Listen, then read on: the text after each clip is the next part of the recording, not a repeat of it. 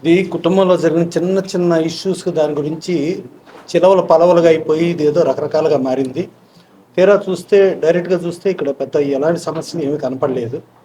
అయితే ఏంటంటే దీంట్లో ఒకటి ఏంటంటే డాన్సర్స్ అసోసియేషన్ కానీ ఫైటర్స్ అసోసియేషన్ కానీ వీళ్ళు షేరింగ్ రేషియో అని ఒకటి పెట్టారు. మేము ఎప్పటి నుంచినో షేరింగ్ రేషియో తీసేసేయండి, మొత్తం హైదరాబాద్ చేస్తే హైదరాబాద్ డాన్సర్స్ చేసుకుంటాం, ఎక్కడ ఎవరైనా కానీ నిర్మాత ఇష్టానుసారం డాన్సర్స్ని కానీ ఫైటర్స్ని కానీ పెట్టుకోవాలని చెప్పి మేము ఎప్పటి నుంచి అడుగుతున్నాం.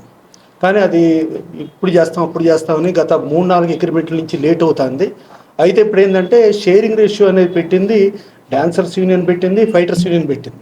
కానీ షేరింగ్ రేషియోలో మెడ్రాస్ నుంచి వచ్చే డాన్సర్స్కి మెడ్రాస్ ఒక కోఆర్డినేటర్, హైదరాబాద్ నుంచి వచ్చే డాన్సర్స్కి హైదరాబాద్ ఒక కోఆర్డినేటర్. ఇట్లా ఇద్దరు కోఆర్డినేటర్లు అనేది తప్పు, ఎవరో ఒకళ్ళనే పెట్టుకోండి, ఇట్లా మా ప్రొడ్యూసర్లను ఇబ్బంది పెట్టద్దు అని చెప్పి అన్నాం. డెఫినెట్గా ఈ ఇష్యూస్ నుంచి డెఫినెట్గా సార్ట్అవుట్ చేసి ఒకటే కోఆర్డినేటర్.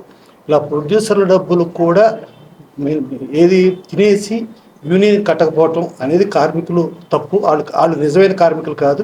అలాంటి నిజమైన కార్మికులు కాని వాళ్ళ మీద ఎలాంటి చర్య అయినా తీసుకోండి, దాంట్లో ఎలాంటి డౌట్ వద్దు.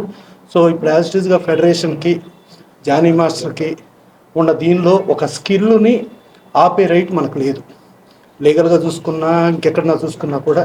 సో డెఫినెట్గా చిన్న చిన్న ఇంటి గొడవలన్నీ పరిష్కారం అవుతూ ఇప్పుడు స్మూత్గా వెళ్ళడానికి అటు డాన్సర్స్ యూనియన్ బ్రహ్మాండంగా ఇది అవుతూ, అలాగే ఫెడరేషన్ కూడా బ్రహ్మాండంగా అవుతూ, ఇవాళ ఉద్దడి నుంచి చదలవాడి శ్రీనివాసరావు అచ్చంగా ఇదే పని ఎక్కడికి వెళ్లకుండా ఆయన ఫస్ట్ టైం లైఫ్లో ఫెడరేషన్కి వచ్చింది.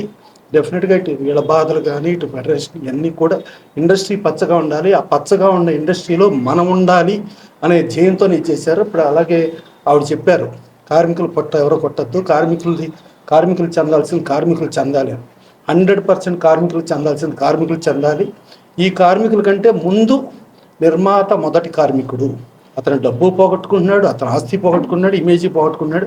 అందుకని నిర్మాతనే దోపిడీ చేయకుండా కార్మికులకి న్యాయం జరుగుతూ అందరం ముందుకు వెళ్ళాలి, అందరూ మంచిగా ఉండాలి, మంచిగా ఉండే వాళ్ళలో మనం ఉండాలి. Thank you.